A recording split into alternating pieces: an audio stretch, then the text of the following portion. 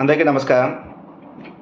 ఇటీవల కేంద్ర ప్రభుత్వం నుంచి విడుదలైనటువంటి ఆర్పిఎఫ్ రైల్వే ప్రొటెక్షన్ ఫోర్స్ దాదాపు 4208 కానిస్టేబుల్ ఉద్యోగాలకు నోటిఫికేషన్ వెలువడడం జరిగినది.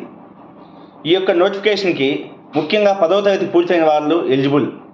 ఇందులో 3 విభాగాలు ఉంటాయి.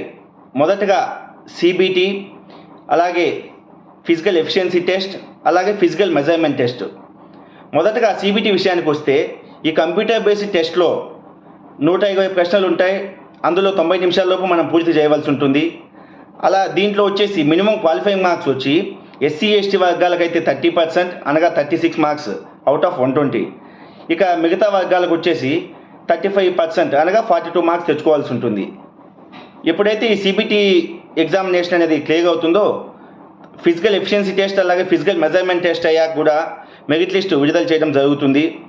ఇక ఎగ్జామ్ అప్లై విషయానికి వస్తే మే 14వ తేదీ ఈ యొక్క ఎగ్జామ్కి లాస్ట్ డేట్గా అప్లై చేసుకునే డేట్గా వాళ్ళు మెన్షన్ చేయడం జరిగినది.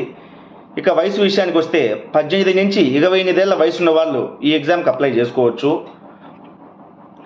ఇక ముఖ్యంగా ఈ యొక్క ఎగ్జామినేషన్కి సంబంధించిన సిలబస్ ఏంటనగా arithmetic 1, general intelligence and reasoning, అలాగే జనరల్ అవేర్నెస్. ఈ 3 సబ్జెక్టులపైన అవగాహన ఉన్నవాళ్ళు ఈ ఎగ్జామ్కి గట్టిగా పోటీపడి ఉద్యోగాలు తెచ్చుకునే అవకాశం ఉన్నది.